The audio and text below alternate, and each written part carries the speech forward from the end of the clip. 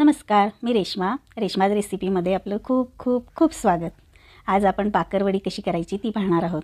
काम जरा थोडंसं नाजूक आहे आणि त्याची प्रोसेसही थोडीशी मोठी आहे, पण माझा व्हिडिओ जर पूर्ण तुम्ही जर बघितला, बारीक बारीक गोष्टी जर व्यवस्थित पाहिल्या तर आपली बाकरवडीसुद्धा अगदी छान खमंग आणि खुसखुशीत होईल। तर चला तर मग आपण ही बाकरवडी आपण कशी बनवायची तर ते पाहूया। तर पहिल्यांदा आपल्याला पारीसाठी आता पीठ मळून घ्यायचं आहे। तर मी एका भांड्यामध्ये 2 वाट्या म्हणजे आपली भाजी ज्या वाटीत घेतो त्या 2 वाट्या मी मैदा घेते। तर त्या मैद्यामध्ये आपण थोडंसं चवीपुरतं मीठ घालायचं आहे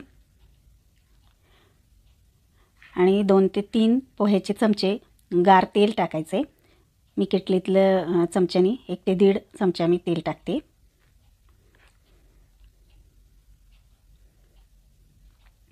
आता ते सगळं एकत्र करून घ्यायचं, मिक्स करून घ्यायचं। ते तेल सगळ्या मैद्याला लागेल असं मिक्स करायचं, सगळ्या मैद्याला चोळून घ्यायचं। अगदी मुठीत दाबल्यानंतर मूठ होईल अशी आपल्याला सगळीकडून मैद्याला लागेल असं तेल चोळून घ्यायचं। आता सगळं एकत्र झाल्यानंतर त्यात थोडं थोडं पाणी घालून आपल्याला घट्टसर असं मैदा मळून घ्यायचं आहे, पीठ मळून घ्यायचं। हे घट्ट गोळा होईल असं मळायचं।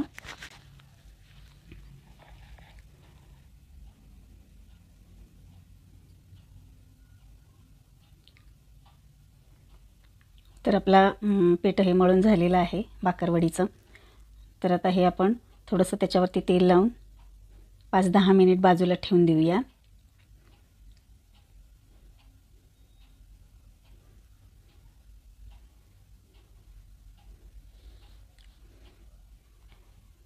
आता तेवढ्या 5 ते 10 मिनिटामध्ये आपण आता चिंच गुळाचं सिरप करून घेऊ।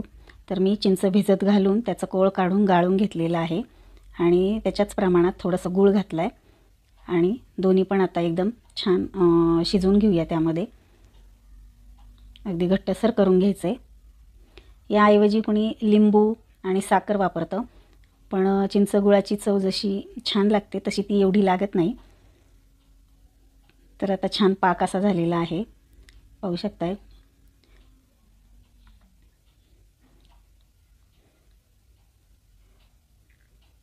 अगदी घट्टसर सिरप तयार झाले। आता मी गॅस बंद करते आणि वाटीत काढून घेते। तर आता ही चिंच गुळाचं सिरप ही पूर्व तयारी आहे।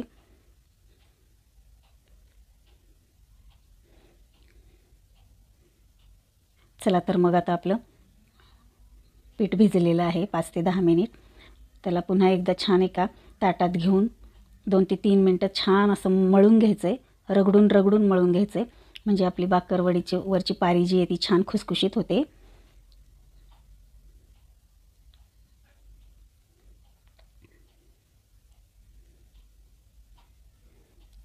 आता मळून झाल्यानंतर पुन्हा अर्धा तास आपल्याला झाकण ठेवून बाजूला ठेवून द्यायचं आहे।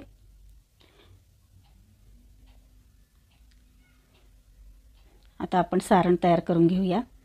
तर एका कढईमध्ये मी सुकं खोबरं 1 वाटी घेतलं आहे मी खिसून। तर ते आता खरपूस भाजून घ्यायचं आहे। थोडा गुलाबी रंग आला की काढून घ्यायचं। तर खोबरं मी काढून घेतलेलं आहे।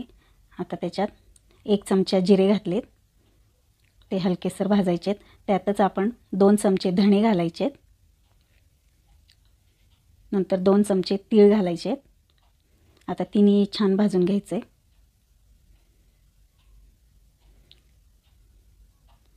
आता ती भाजून झाल्यानंतर काढून घेते मी।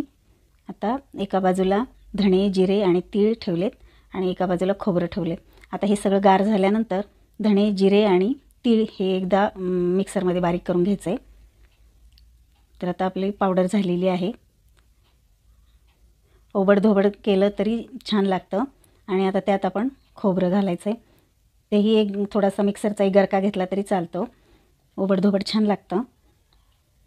आता ते पण वाटून झालेलं आहे, पाहू शकताय। असं आपल्याला सारण आपलं तयार झालेलं आहे। आता पूर्ण सारण आपण तयार करून घ्यायचं आहे। एका भांड्यामध्ये मी 3 वाट्या शेव घेतलेली आहे। शक्यतो मोरा शेव जर मिळाली तर तीच घ्या, नायलॉन शेव घेऊ नका। तर आता हाताने ही बारीक करून घ्यायची, म्हणजे आपल्याला सारण भरताना सोपं जाईल। तर चांगलं बारीक करून घेते मी। थोडं मिक्सरला जर फिरवलं तर चांगलंच, पण हाताने सुद्धा बारीक होते. आता बारीक करून झालेली आहे. त्यात आता आपण सगळे मसाले घालून घ्यायचे. आता आपल्याला वाटलेली जी धणे जिरे खोबरं जे आहे तर ते घालायचं आहे.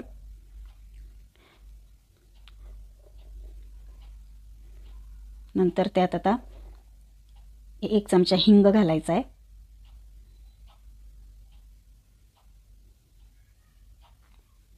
नंतर 1.5 चमचा लाल तिखट टाकायचं आहे. तिखट तुम्ही कमी जास्त करू शकता, पण ही छान तिखट होते. अर्धा चमचा हिरवी मिरची मी वाटलेली होती ती टाकली. 1 वाटी कोथिंबीर घालते. तर कोथिंबीर मी स्वच्छ धुवून कोरडी करून बारीक चिरलेली आहे. तर ती 1 वाटीभर मी कोथिंबीर त्यात टाकते.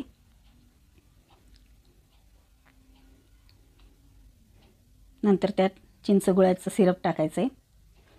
ते 3 चमचे टाकायचं आहे.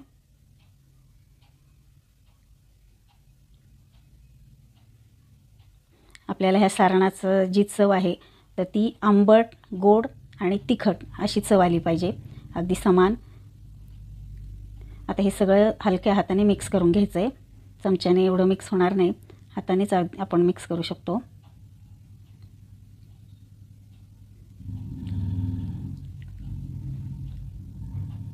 आता मिक्स झालं आहे. आता त्यात आपल्याला मीठ टाकायचं राहिलं आहे. 1 चमचा मीठ टाकते मी आणि पुन्हा ते एकजीव करून घेऊया. आता सारण हे व्यवस्थितच झालं पाहिजे. ह्या सारणावरच आपलं बाकरवडी अवलंबून असते चवीला. तर त्यासाठी 1 चमचा घेऊन आपण थोडीशी टेस्ट करून पाहिजे. चव काही कमी जास्त असेल तर आपण त्यात टाकू शकतो. तर आता आपलं हे सारण तयार झालेलं आहे सगळं. चला तर मग आता आपण पारी लाटून घेऊया. तर पीठ आता आपलं छान भिजलेलं आहे. पुन्हा एका हाताने थोडंसं मळून घेऊन त्याचे छोटे छोटे गोळे तयार करून घेऊया पोळी लाटण्यासाठी.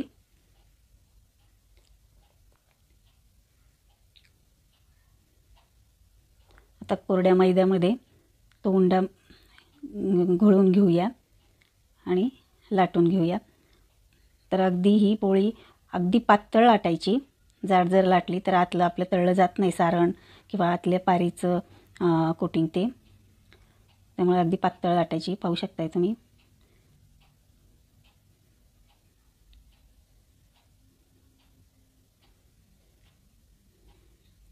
अगदी पातळ लाटली मी.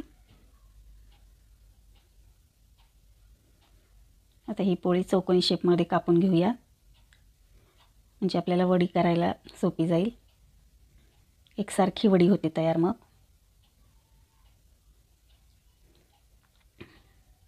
आता याच्यावरती सारण टाकायचं.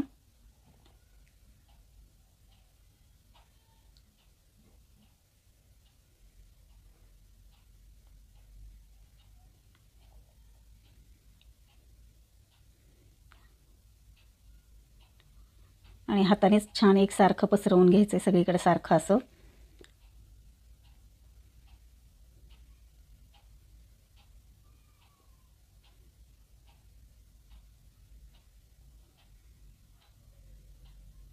एवढं सारण 2 वाटी मैद्यासाठी पुरेसं होतं बरोबर. आता लाटण्याने चांगलं लाटून घेऊया, म्हणजे दाबलं जाईल. सारण आपलं बाहेर येणार नाही जास्त. आता वरच्या बाजूने आपण पाणी लावून घेऊया, म्हणजे छान चिकटली जाईल.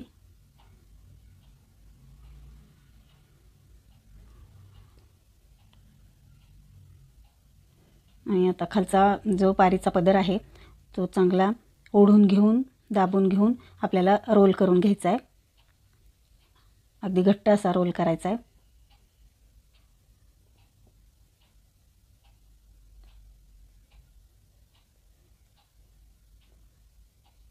आणि वरचा जो पदर आहे तो आता चांगला चिटकवून घ्यायचा आहे. पाणी लावल्यामुळे चांगला चिकटला जातो. तो दाबून घ्यायचा म्हणजे तेलात आपली वडी सुटणार नाही. आता कोरडा मैदा भरभरून एकाच डायरेक्शनने आपण ती वडी चांगली दाबून घेऊन फिरवून घ्यायची, म्हणजे सारणही त्यात पॅक बसतं आणि वडी पण चांगली घट्ट होते.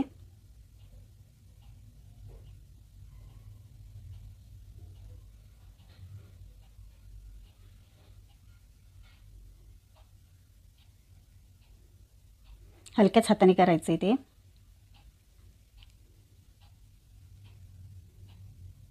आणि आता कढईचा भाग काढून टाकायचा आहे. सुरी आपली थोडी धारदारच पाहिजे. माझ्या सुरीला जास्त धार नाही कारण मी जास्त वापरत नाही. आता हळूहळू करून एक एक वडी कापून घ्यायची. पाहू शकताय तुम्ही. एकसारख्या वड्या आपण कापून घेऊया.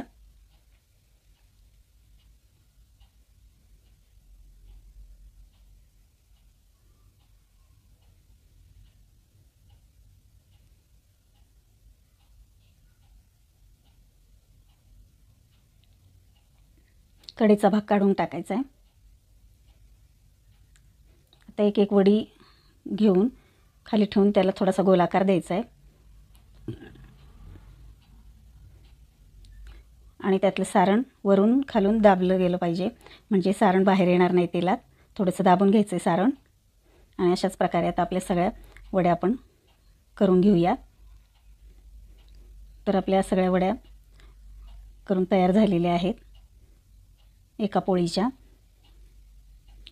आता दुसऱ्या पण मी करून घेते.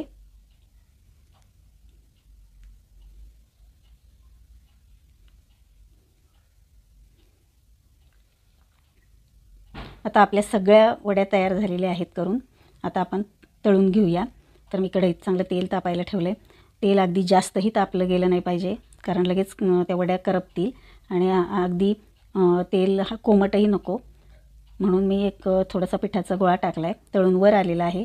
तेल आपलं त्यामुळे चांगलं तापलेलं आहे. आता एक एक करून मी सगळ्या वड्या त्यात टाकते आणि तळून घेते. गॅस मंद म्हणजे मध्यमच ठेवलेला आहे. आणि आपल्या वड्या आता चांगल्या तळून तयार झालेल्या आहेत. मी आता काढून घेते. पाहू शकताय तुम्ही आपल्या वड्या अशा खमंग खुसखुशीत अशा वड्या तयार झालेल्या आहेत. अजून एक मी 2-4 वड्या तुम्हाला दाखवते तळून.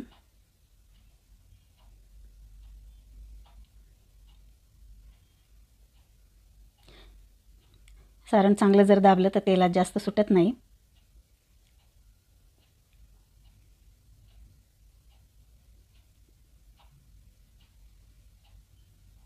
ह्याही वड्या आपल्या छान तळून तयार झालेल्या आहेत.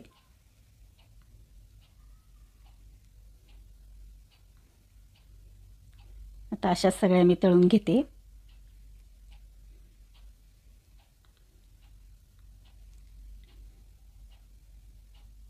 चला तर मग ह्या आपल्या बाकरवडी तयार झालेली आहे खाण्यासाठी.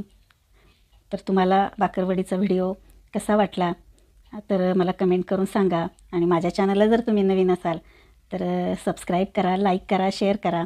धन्यवाद.